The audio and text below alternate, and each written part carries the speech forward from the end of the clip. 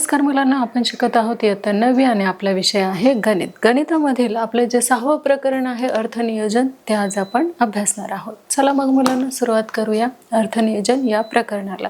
आता आपल्याला माहितीच आहे अर्थनियोजन म्हणजेच काय. तर अर्थनियोजन म्हणजेच की आपल्याला अर्थ म्हणजेच काय तर पैशाची आपल्याला कशी बचत करता येईल याचं काय आहे तर प्लॅनिंग आहे, नियोजन आहे.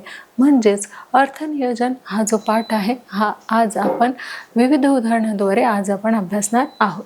तर बघा, अर्थनियोजन म्हणजेच काय तर बचत, गुंतवणूक, कर रचना आणि आयकर गणन इत्यादी जे आहे ते आज आपण काय करणार आहोत या पाठामध्ये शिकणार आहोत. म्हणून आपण सुरुवात करूया तर अर्थनियोजन या पाठाला. बघा, अर्थनियोजन म्हणजेच की एक प्रकारची सेविंग, एक प्रकारचं बचत आणि ते बचत कसं करायचं याचं प्लॅनिंग करणं यालाच म्हणतात काय तर अर्थनियोजन. म्हणून बघा, वर्तमानातील आवश्यक गरजा पूर्ण करण्यासाठी, त्या भागवण्यासाठी आपण काय करत असतो तर काही पैसे जे आहे ते बाजूला ठेवत असतो, त्याची बचत करत असतो.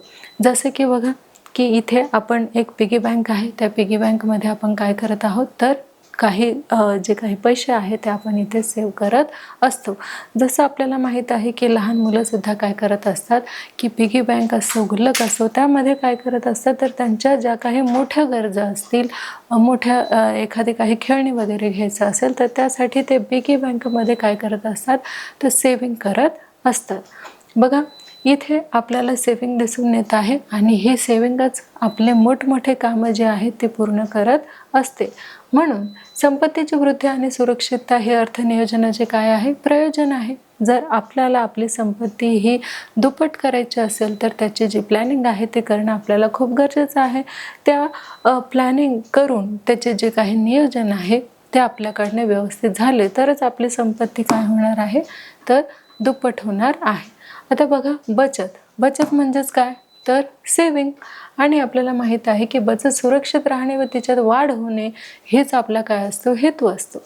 पण बघा, जेव्हा आपण बँकमध्ये किंवा पोस्टामध्ये बचत करत असतो तेव्हा आपल्याला काय मिळत असतं तर तेव्हा आपल्याला त्याच्यावरती इंटरेस्ट मिळत असतो.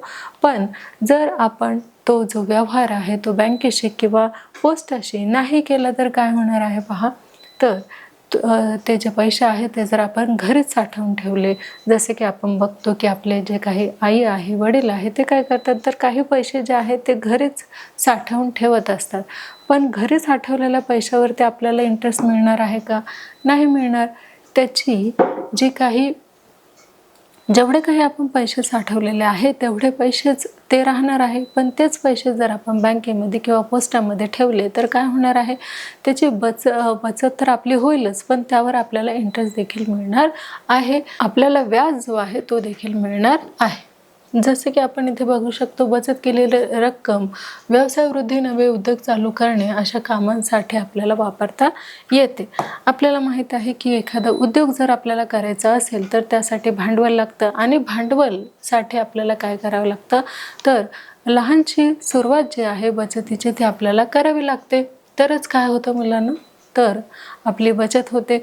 जसं काही जो पैसा आहे त्याने जर आपल्या ज्या काही दैनंदिन गरजा आहेत त्या पूर्ण झाल्यानंतर आपण समाजाचं देखील देणं लागतो.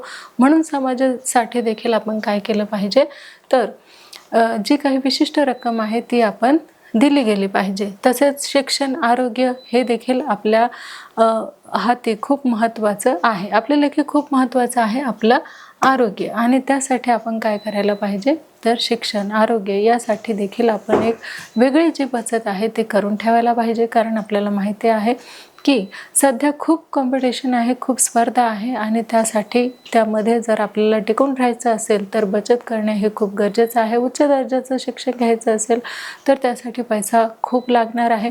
म्हणूनच आपल्याला बचतीची जी सवय आहे ती आधीपासूनच लागायला हवी. आता गुंतवणूक म्हणजेच काय तर इन्व्हेस्टमेंट. आता गुंतवणूक कशी करणार आहोत आपण. बघा, इथे आपल्याला पोस्टाचं चित्र दिसत आहे. तर बँक आहे, पोस्ट आहे किंवा काही पतपेढ्या असतात त्यामध्ये आपण काय करत असतो तर काही पैसे इन्व्हेस्टमेंट करत असतो, सेविंग करत असतो आणि त्यावर आपल्याला माहिती आहे की त्यानंतर आपल्याला काय मिळतं की एखादी विशिष्ट रक्कम किंवा शेअर्स, म्युच्युअल फंड इत्यादीमध्ये गुंतवणूक करण्याची थोडी काय असते जोखीम असते. पण ज्या उद्योगात हे पैसे गुंतवले जातात त्या उद्योगात तोटा झाल्यास गुंतवलेली जी रक्कम आहे ते आपल्याला कमी मिळत असते. म्हणून आपल्याला म्युच्युअल फंड्स किंवा इतर ज्या काही पतपेढ्या आहेत त्यामध्ये पैसा ठेवण्यापेक्षा आपल्याला विचार करून बँक किंवा पोस्ट यामध्ये आपण काय करायला पाहिजे, पैशाची जी गुंतवणूक आहे ती करायला पाहिजे, जेणेकरून आपली जी काही मुद्दल आहे ती देखील आपल्याला मिळेल आणि आपल्याला जे काही बँक किंवा पोस्ट ठरवलेलं जे काही इंटरेस्ट आहे ते देखील आपल्याला ते देईल. या हेतूने आपण गुंतवणूक करायला पाहिजे. बघा, आता इथे आपल्याला एक एक्झाम्पल दिलेलं आहे ते आपण इथे घेणार आहोत की शामरावचे 2015-16चे सर्व प्रकारचे कर भरून झाल्यावर वार्षिक उत्पन्न 6,40,000 रुपये आहे. शामरावचे किती 6,40,000 रुपये एवढे वर्षाचे उत्पन्न आहे. तर महिना विम्याचा ते किती भरतात, 2,000 भरतात. वार्षिक उत्पन्नाचा 20% भाग तो भविष्य निर्वाह निधीमध्ये गुंतवतात. मग आपत्कालीन खर्चासाठी 500 रुपये बाजूला ठेवतात. तर वर्षामध्ये खर्चासाठी त्यांच्याकडे किती रुपये रक्कम राहील हे आपल्याला त्यांना सांगायचं आहे. तर बघा, आपण इथे जे उत्तर आहे ते काढून घेतलेलं आहे. तर इथे आपण सांगू शकतो की जे शामराव आहे त्यांचं जे वार्षिक उत्पन्न आहे ते आहे 6,40,000. किती आहे, 6,40,000 शामरावचे वार्षिक उत्पन्न आहे. त्यासाठी 2,000 रुपये ते काय करतात, विमा भरतात आणि 20% भाग जो आहे तो त्यांनी कशासाठी ठेवलेला आहे, भविष्यासाठी ठेवलेला आहे. आणि 500 रुपये जे आहे ते कशासाठी ते बचत करत आहेत, तर जी काही भविष्यात येणारी जी काही जोखीम असेल त्याच्यासाठी त्यांनी 500 रुपये बचत करून ठेवलेले आहे. मग शामरावचे वार्षिक उत्पन्न किती आहे, आपल्याला माहीत आहे 6,40,000 रुपये. आणि विम्यासाठी नियोजन त्यांनी किती केलेलं आहे, 2,000. म्हणजे प्रत्येक महिन्याला 2,000 रुपये भरतात. महिने किती असतात, 12. म्हणजेच 2,000 गुणिले 12 किती झाले, 24,000 रुपये. त्यानंतर भविष्य निर्वाह निधीसाठी गुंतवलेली रक्कम त्यांची किती आहे, तर आपल्याला ती काय करावं लागणार आहे, त्यांच्या पगाराचा 20%, त्यांच्या उत्पन्नाच्या 20% उत्पन्न जे आहे ते त्यांनी भविष्य उदरनिर्वाहासाठी ठेवलेले आहे. म्हणून 6,40,000 गुणिले 20/100 बरोबर किती आलेले आहे, तर 12,800 रुपये आलेले आहे. मग आपत्कालीन खर्चासाठी ते किती रक्कम बाजूला ठेवतात, तर 500 रुपये रक्कम बाजूला ठेवतात. म्हणजे प्रत्येक महिन्याला 500 रुपये ते बाजूला ठेवतात. महिने आहेत 12, म्हणून 500 गुणिले 12 किती रक्कम ते बाजूला ठेवतात, तर 6,000 रुपये वर्षाला त्यांची मागे पडते. मग एकूण नियोजित रक्कम किती आहे, 24,000 अधिक 12,800 आणि त्यानंतर आहे की 6,000.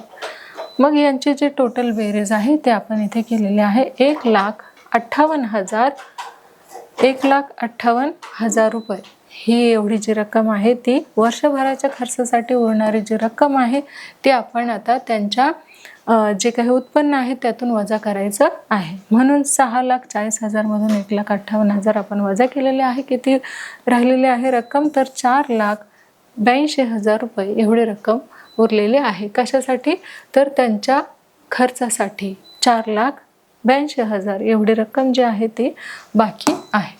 आता जे पुढचं उदाहरण आहे ते देखील आपण इथे घेतलेलं आहे. आणि पुढचं उदाहरण बघा काय आहे, तर इथे पुढचं उदाहरण आहे, करीम भाई यांनी उद्योगामध्ये 4,00,000 रुपयांची गुंतवणूक केलेली आहे.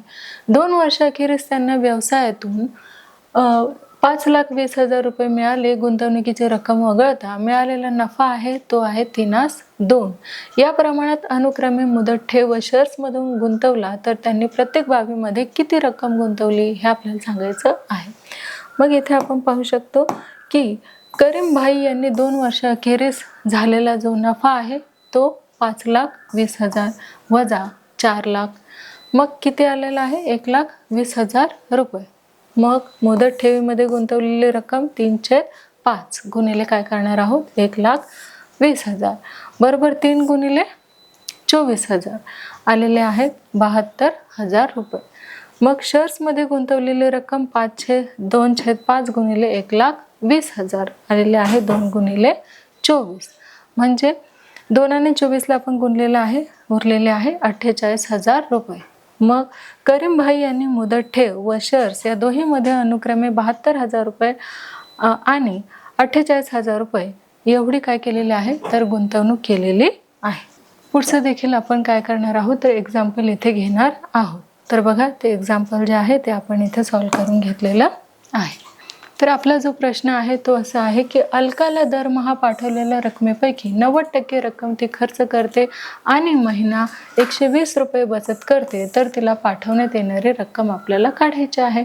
म्हणून अलकाला दरमहा पाठवलेली रक्कम आपल्याला माहीत नाही म्हणून ते आपण x मानलेली आहे आणि प्रश्नानुसार पाठवलेल्या रकमेपैकी 90% रक्कम ती काय करते खर्च करते. मग 10% रकमेची ती बचत करते आणि बचत किती आहे 120 रुपये आहे. मग 10% पूर्ण रकमेच्या बरोबर बचत 10% x च्या 120 रुपये. मग 10/100 बरोबर किती x बरोबर 120. मग 1/10 बरोबर किती 120. तर x बरोबर किती आलेला आहे तर x बरोबर आलेला आहे 10 गुणिले 120 बरोबर आलेला आहे 1200. मग x बरोबर 1200. तर इथे अलकाला दरमहा पाठवण्यात येणारी जी रक्कम आहे ती किती आहे तर 1200 रुपये आहे. जे पुढचं एक्झाम्पल आहे ते आपण इथे घेणार आहोत. तर आपलं जर पुढचं एक्झाम्पल आहे ते आहे सुमितने 50,000 रुपये भांडवल घेऊन खाद्यपदार्थाचा व्यवसाय चालू केला आहे. त्यामध्ये त्याला पहिल्या वर्षी 20% तोटा झाला, तर मूळ भांडवलावर त्याला शेकडा किती तोटा किंवा नफा झाला ते आपण ह्याद्वारे स्पष्ट करणार आहोत. बघा पहिल्या वर्षी खाद्यपदार्थाच्या व्यवसायात 50,000 रुपये भांडवलावर 20% तोटा झाला. म्हणजेच तोटा बघा 20/100 गुणिले 50,000. मग हा शून्य आपण कट करायचा, हा शून्य आपण कट करायचा. तर 20ने कशाला गुणायचं आहे 500ला गुणायचं आहे. किती आलेला आहे तोटा 10,000 रुपये आलेला आहे. 20 गुणिले 500 बरोबर 10,000 रुपये. मग इथेच राहिलेले जे भांडवल आहे ते आहे 50,000 वजा 10,000. किती आलेले आहे तर 40,000 रुपये आलेले आहे. आपलं जे पुढचं एक्झाम्पल आहे तर बघा 50,000 वजा 10,000 बरोबर किती आले तर 40,000 रुपये आले. मग आता मिठाईच्या व्यवसायात 40,000 रुपये भांडवलावर सुमितला 5% नफा झाला. म्हणजेच नफा बरोबर 5/100 गुणिले किती 40,000. मग हे 2 शून्य कट करायचे आहे, हे 2 शून्य कट केलेले आहे. 5ला आपण 400ने गुणलेलं आहे. किती आलेलं आहे 5×20 म्हणजेच 2,000 रुपये त्याला नफा झालेला आहे. बघा आता दुसऱ्या वर्षानंतरचे सुमितचे जे भांडवल आहे ते किती आहे 40,000 अधिक 2,000 किती होतात तर 42,000 रुपये होतात. म्हणजे सुरुवातीचे भांडवल किती आहे 50,000 रुपये आणि 2 वर्षानंतरचे भांडवल किती तर 42,000 रुपये. मग सुमितला तोटा 50,000 वजा 42,000 बरोबर 8,000 रुपये. आता हे शेकडा तोटा किती झाला हे आपण काढूयात. तर बघा शेकडा जो तोटा त्याला झालेला आहे तर आपण इथे काढलेला आहे की सूत्रानुसार शेकडा तोटा बरोबर तोटा छेद सुरुवातीचे भांडवल गुणिले 100. मग 8,000 छेद 50,000 गुणिले 100 किती आलेला आहे बघा 80/5. तर शेकडा तोटा जो आहे तो आलेला आहे 16%. 16% जो तोटा आहे तो सुमितला काय झालेला आहे सुमितला मूळ भांडवलावर शेकडा तोटा 16% एवढा झालेला आहे. 16% त्याचा तोटा झालेला आहे. तर हे आपण एक्झाम्पल बघितलेलं आहे. आता कर आकारणी हे देखील आपण अभ्यासणार आहोत. बघा कर आकारणीमध्ये आपण काय अभ्यासणार आहोत तर राष्ट्राच्या उभारणीसाठी शासन विविध योजना आखत असते हे आपल्याला माहीतच आहे. या योजनांच्या कार्यवाहीसाठी शासनाला फार मोठ्या रकमेची काय असते गरज असते. अनेक प्रकारच्या करांची आकारणी करून ही रक्कम उभी केली जाते. म्हणून जे कर आपण भरतो त्या कराने काय होतं तर अनेक ज्या काही सुखसुविधा आपल्याला मिळत असतात तर त्या या कराच्या माध्यमातूनच मिळत असतात. म्हणजेच पायाभूत सुविधा पुरवणे जे शासन पुरवतं, विविध कल्याणकारी योजनांची अंमलबजावणी करणे, तसेच वेगवेगळ्या क्षेत्रांमध्ये विकास कामे आणि संशोधन याबाबत योजना करणे, कायदा आणि सुव्यवस्था राखणे, तसेच नैसर्गिक आपत्तीमुळे बाधित झालेल्या लोकांना मदत करणे आणि राष्ट्राचे आणि नागरिकांचे संरक्षण करणे. तर या सगळ्या विविध कामांसाठी, योजनांसाठी पैशांची खूप आवश्यकता असते, म्हणूनच कर आकारणी केली जाते. आता करांचे जे प्रकार आहे ते आपण अभ्यासणार आहोत. तर बघा, करांचे जे प्रकार आहे ते आहे, पहिलं आहे प्रत्यक्ष कर. तर प्रत्यक्ष कर म्हणजे काय? ज्या करांचा भार प्रत्यक्ष करदात्यावर पडतो तो कर म्हणजे काय? प्रत्यक्ष कर. आणि उदाहरणार्थ आहे आयकर, संपत्ती कर, व्यवसाय कर, अबकारी कर, कस्टम ड्युटी इत्यादी काय आहे? तर अप्रत्यक्ष कराचे प्रकार आहे. आता अप्रत्यक्ष कर काय आहे? तर ज्या कराचा भार प्रत्यक्षपणे करदात्यावर पडत नाही ते म्हणजे काय? अप्रत्यक्ष कर. जसे की केंद्रीय विक्री कर, मूल्यवर्धित कर आणि सेवा कर इत्यादी काय आहेत? अप्रत्यक्ष कर आहे, ज्यांचा भार प्रत्यक्ष व्यक्तीवर पडत नाही. आता आपण आयकर हे अभ्यासणार आहोत. तर बघा, आयकर म्हणजे काय? तर आयकर म्हणजे व्यक्तीच्या, संस्थाचे किंवा इतर कायदेशीर उद्योगांचे भारतातील उत्पन्न आयकर अधिनियमांचे ठरलेल्या मर्यादेपेक्षा अधिक असेल तर त्यावर आयकर काय करते? तर आयक हा प्राप्तिकर आकारला जातो. त्यालाच काय म्हणतात? इन्कम टॅक्स, जे आपल्याला माहिती आहे. आता हा काय झाला? आयकर हा घटक आपण इथे बघितलेला आहे. मग हा जो आयकर आहे हा आपल्याला काय द्यावा लागत असतो? तर प्रत्यक्ष स्वरूपात द्यावा लागत असतो. आपण प्रत्यक्ष आणि अप्रत्यक्ष अशा दोन्ही गोष्टी ज्या आहेत त्या इथे अभ्यासलेल्या आहे. आता इथे आपण बघू शकतो की आयकराची आकारणी केंद्र सरकार करते. भारतामध्ये आयकर आकारणी 2 अधिनियमांद्वारे केली जाते. पहिला आहे आयकर कायदा 1961. हा दिनांक 1/4/1962 पासून अस्तित्वात आलेला आहे आणि प्रत्येक वर्षी संसदेत संमत केला जाणारा अर्थविषयक तरतूद असणारा हा काय आहे? तर एक महत्त्वाचा कायदा आहे. आता दरवर्षी साधारणपणे फेब्रुवारी महिन्यात अर्थमंत्री आगामी आर्थिक वर्षासाठी तरतुदी असणारे अर्थसंकल्प जे आहे ते सादर करत असतात. त्यात आयकराचे दर सुचवलेले असतात. संसदेने अर्थसंकल्प मंजूर केला की हे दर पुढील वर्षासाठी लागू होतात.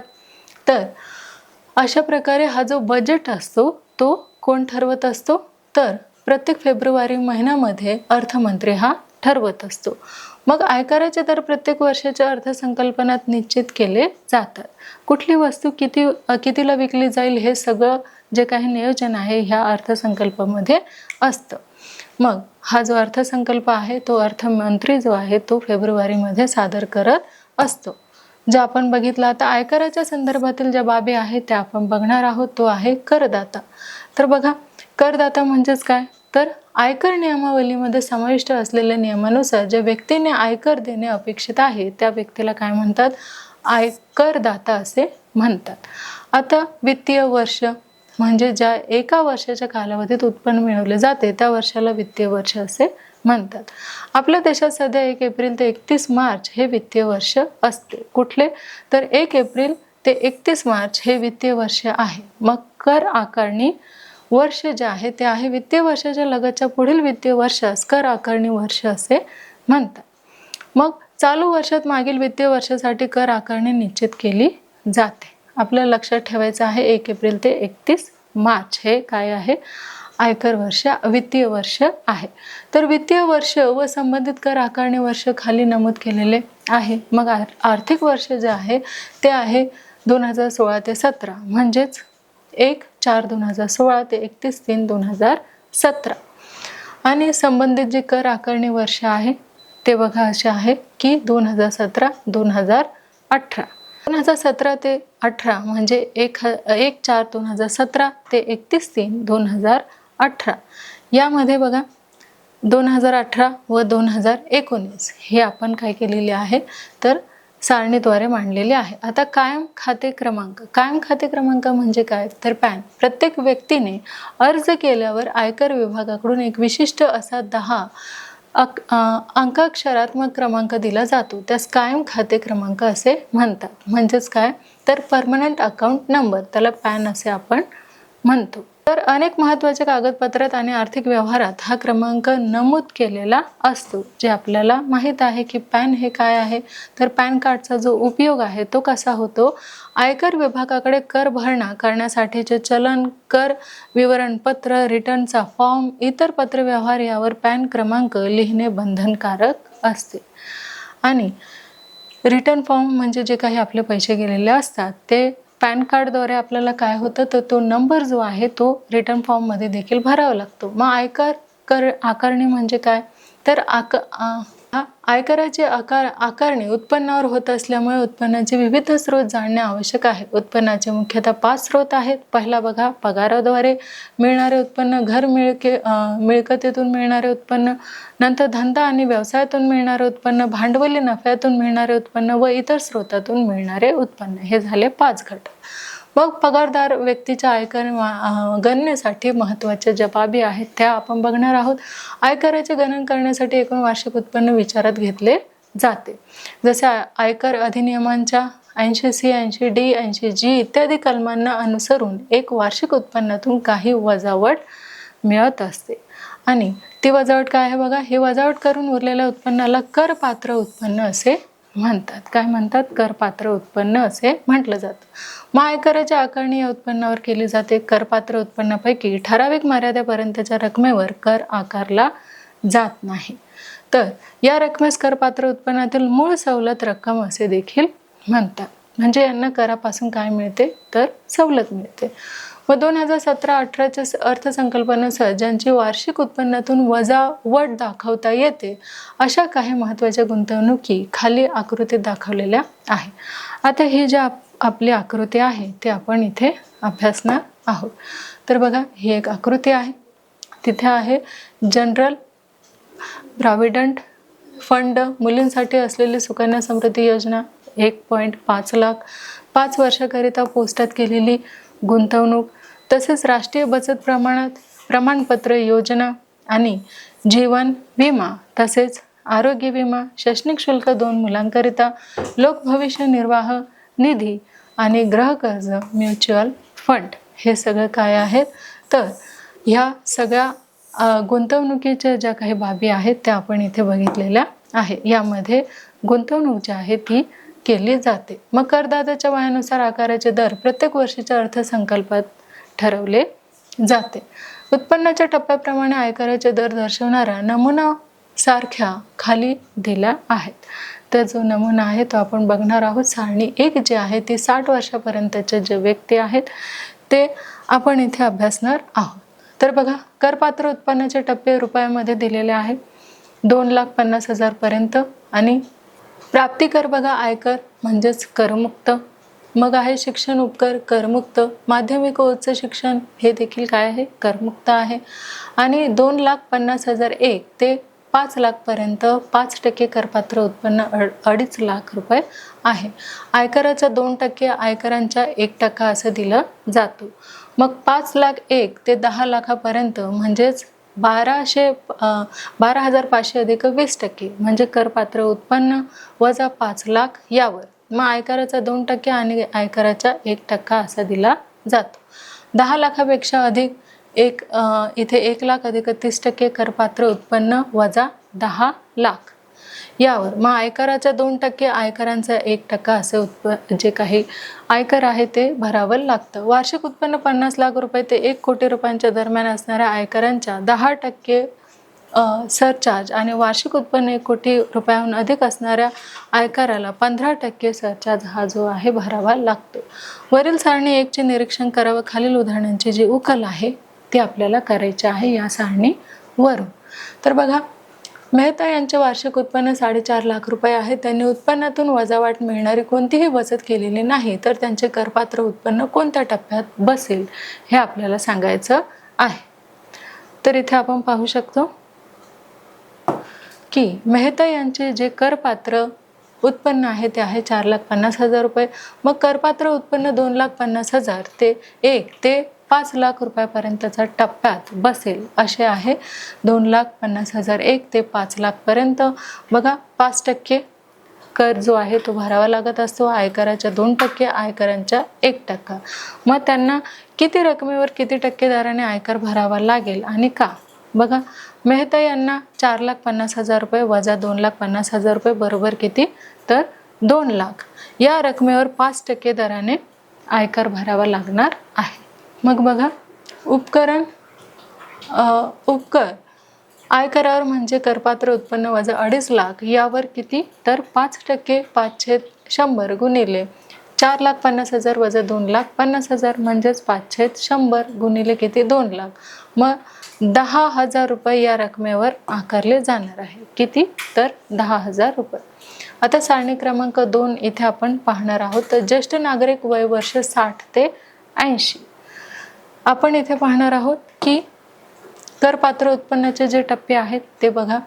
रुपये 3 लाख पर्यंत करमुक्त आहे आणि हे प्राप्तिक कर जे आहे ते करमुक्त आहे. तसेच शिक्षण उपकरण देखील करमुक्त, माध्यमिक व उच्च शिक्षण देखील करमुक्त आहे. मग हे 3 लाखापर्यंत आणि त्यानंतर 3,01,000 ते 5,00,000पर्यंत जे आहे ते 5% भरावं लागणार आहे. आयकरांच्या 2%, आयकरांच्या 1%. 5,01,000 ते 10,00,000पर्यंत हे 10 लाख अधिक 20% कर जे आहे ते आकारले जाणार आहे. आयकराच्या 2%, आयकराच्या 1% शिक्षण खात्यामध्ये. मग 10 लाखापेक्षा अधिक त्याला भरावं लागणार आहे 1,10,000 अधिक 30% आणि शिक्षण उपकरण आहे आयकराच्या 2%, माध्यमिक व उच्च माध्यमिक आहे आयकराच्या 1%. तर वार्षिक उत्पन्न 50 लाख रुपये ते 1 कोटी रुपयांच्या दरम्यान असणाऱ्या आयकरांच्या 10% सरचार्ज आणि वार्षिक उत्पन्न 1 कोटी रुपयांच्या अधिक असणाऱ्याला किती 15% भरावं लागणार आहे. तर यानुसार आपल्याला विचारलेले जे काही प्रश्न आहेत त्याचे उत्तरे आपण इथे देणार आहोत. आपल्याला विचारलेलं आहे की श्री पंडित यांचे वय आहे 67 वर्ष. गेल्या वर्षी त्यांचे वार्षिक उत्पन्न 13,25,000 रुपये होतं. तर त्यांचे करपात्र उत्पन्न किती होते, त्यांना किती आयकर भरावा लागेल, म्हणजेच त्याचे उकल जे आहे ते आपण करून घेतलेले आहे. 13,25,000 वजा 10 लाख बरोबर 3,25,000. मग त्यांना सारणीप्रमाणे रुपये 1,10,000 रुपये आयकर भरावा लागणार आहे. म्हणजेच 3,25,000 रुपयावर 30% म्हणजेच 3,25,000 गुणिले 30/100. तर 9,750 रुपये आयकर त्यांना भरावा लागणार आहे. मग आयकराची जी रक्कम आहे ती असणार आहे 1,10,000 अधिक 97,500 बरोबर 2,07,500. मध्ये या आयकरांचा किती आहे 2% शिक्षण उपकरण म्हणजे 2,07,500 2/100 बरोबर किती तर 4,150. मग 4,150 आहे. तर देय आयकरांचा 1% माध्यमिक व उच्च माध्यमिक शिक्षण उपकर त्यांना भरावं लागणार आहे. म्हणजे 2,07,500 गुणिले किती 1/100 बरोबर 2,075 रुपये. तर एकूण आयकर बरोबर आयकर प्लस शिक्षण उपकर प्लस माध्यमिक व शिक्षण उपकर हे सगळे कर जे आहे किती होतात बघा. हे होतात 2,07,500 अधिक 4,150 अधिक होतात 2,075. मग टोटल किती होतात तर 2,13,725 रुपये होतात. एवढं कर जे आहे ते श्री पंडित यांना भरावं लागणार आहे.